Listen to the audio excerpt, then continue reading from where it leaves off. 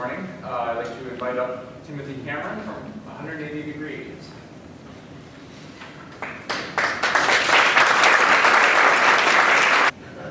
My name is Timothy Cameron. I've been working for an organization called 180 Degrees for a little over 4 years.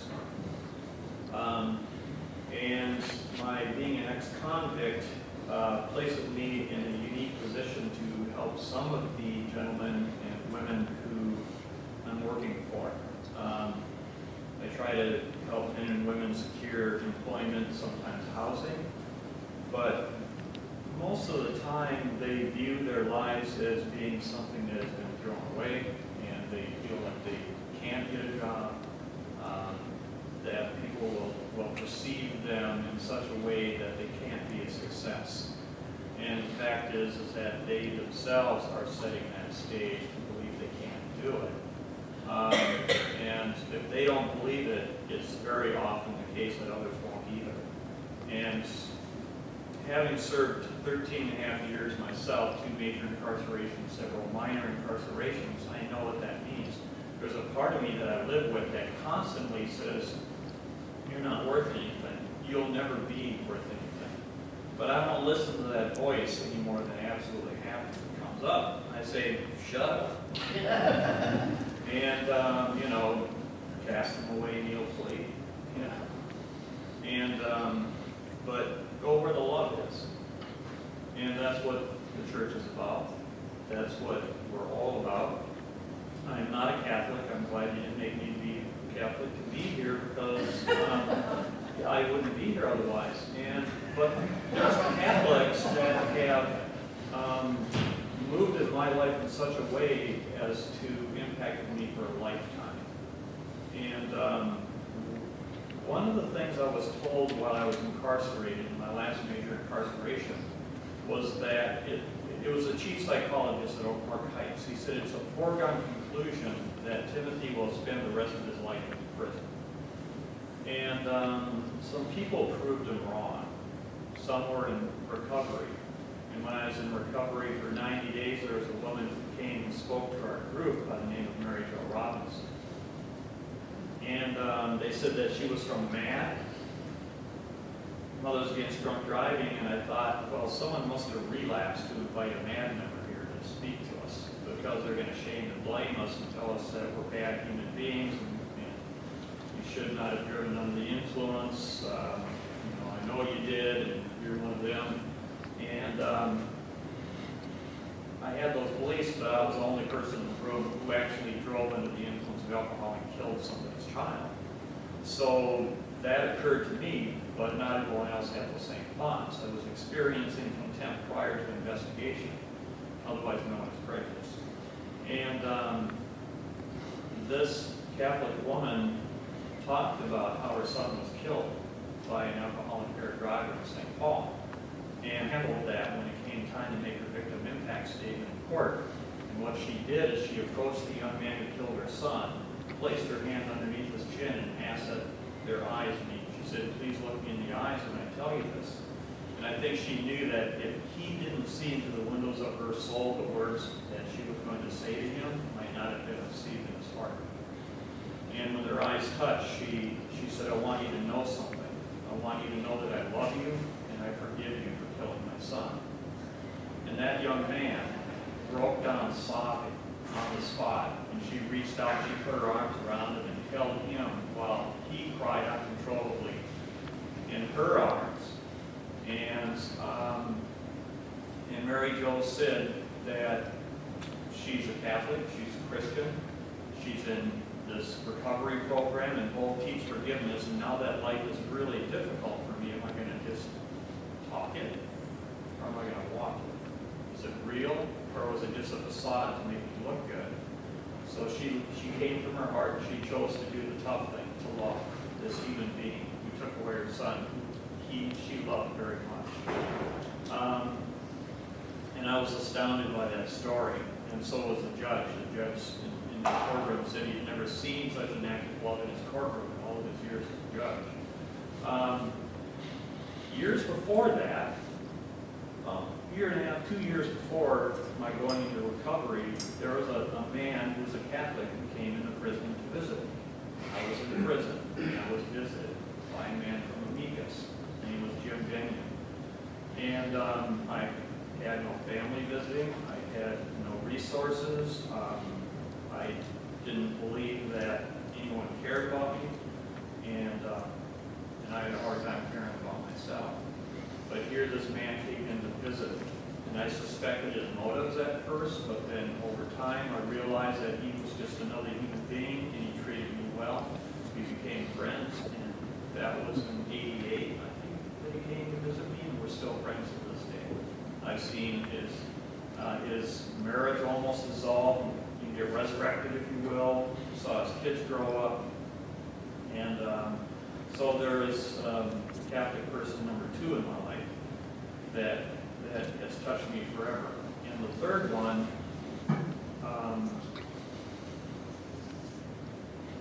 that little boy there, that's the boy that I drove under the influence and killed in 1977. His name was Tim. My name was Tim. I killed little Timmy. And his mom, who was the third Catholic woman, struggled with forgiveness for many years. And then at some point she reached out to me through Mothers Against Drunk Driving, which I've been speaking for a long time. And Mary Jo's the one who got me involved with Matt, by the way. She said, do something with your story. Don't just let it be wasted. And the woman's name, little Timmy's mom, her name is Sherry Wilbur. And she and I are now friends. A few years ago, we became friends, and she's forgiven me. She's told me as much. She says she loves me. And who am I to doubt the mother of the child that I killed when she says I love you and I forgive you? Just like Mary Jo said today. And these stories are so powerful, but if they stay within us, if our music is just within us, but we don't share that love and that trust for our fellow human beings at the deepest level, they might fade away and die. And we have to resurrect the love that is within the heart of every human being. And the things that have happened to me are not today a negative. When they happened, they were wrong. What I did was wrong. But what am I going to do with it today? It's the same proposition I hold out to the men and women who I'm working with at 180 degrees. What are you going to do with your stories? Are you going to use it to serve another human being and make your life helpful to someone else, which gives you back your integrity? Or are you just going to hide and believe you can't do anything and think that you're not worth it? Well, sometimes, sunlight has to come from the outside in, right? That's what happened in my life. I had nothing on the inside left. I was decimated. And people came into my life and they loved me unconditionally, as I was, with all my flaws and all my defects. And there's pictures of when I was in Missouri State Penitentiary for killing little Timmy. I was charged with manslaughter and I pled guilty to it.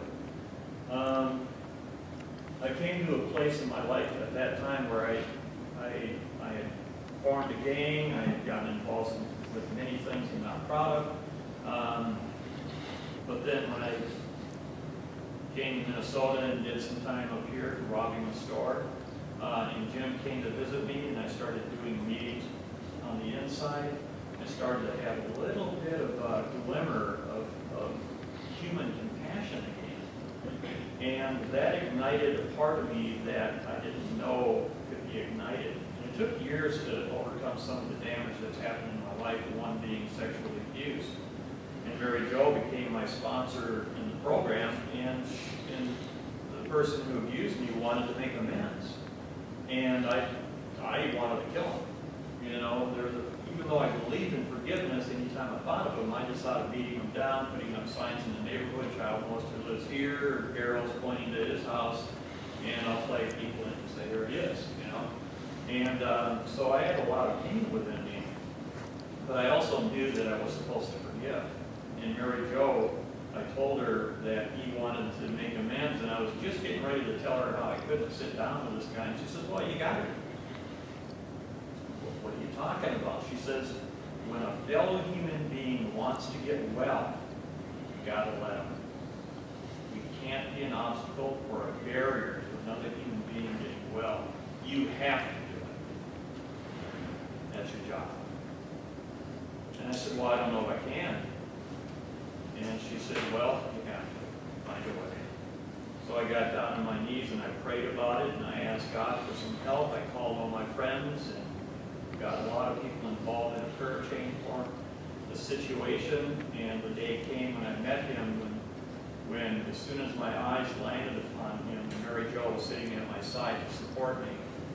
These lights came down out of heaven and went straight into my heart. And I went from having anger and hatred at this human being, and my heart was filled with love.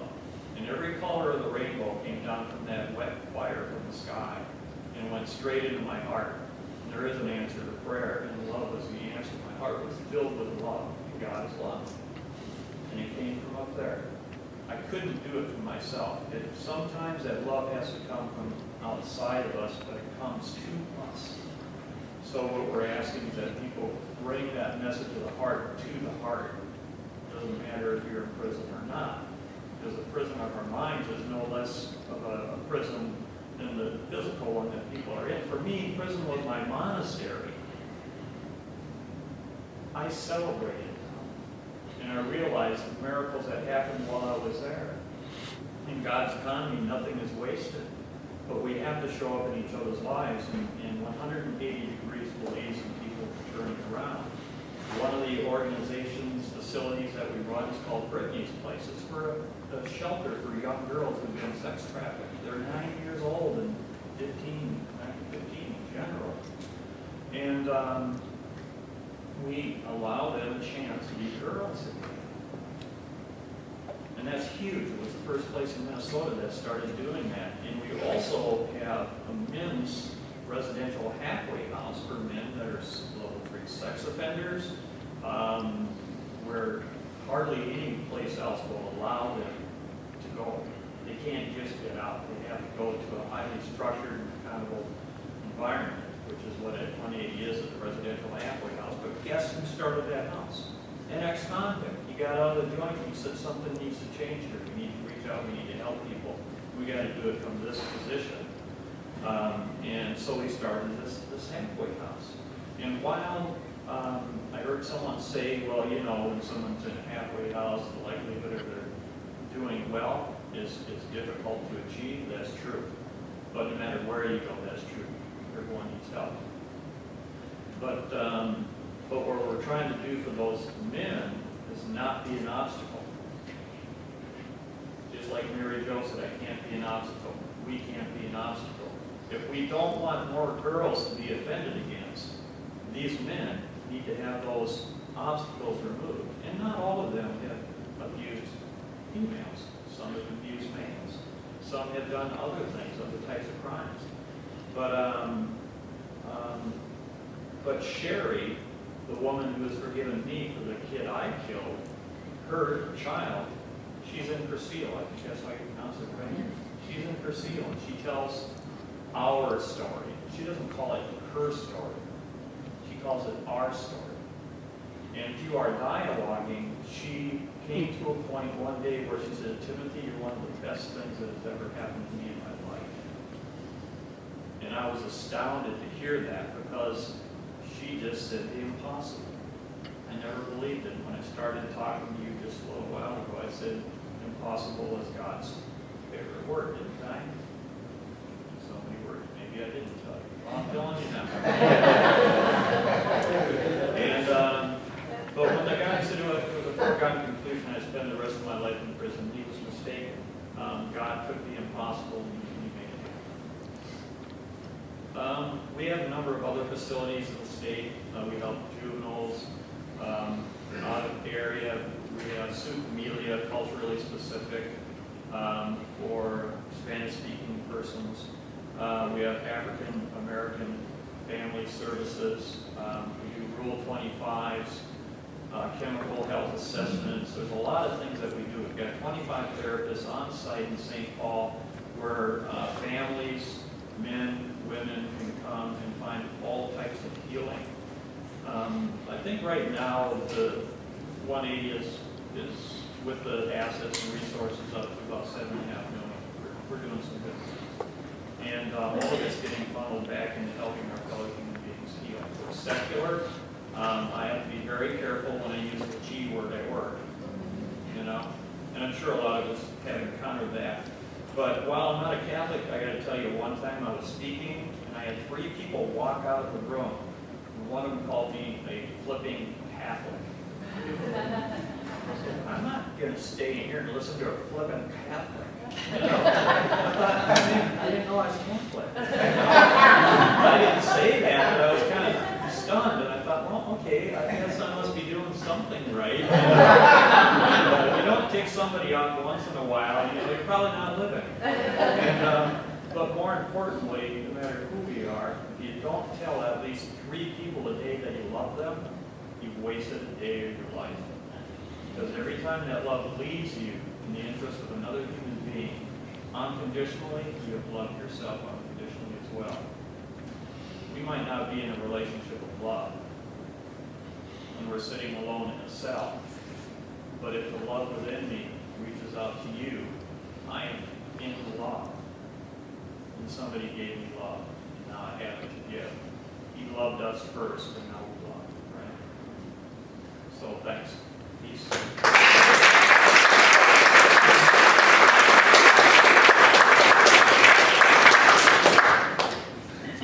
Tim, if I could just say this, you may not be Catholic in name, but I think you just embodied everything I think is good about our faith tradition there, so thank you. That was you realize that you're with people who are, their hearts are in the right place, and the faith is leading them in a very healthy way. And so it's been a real honor to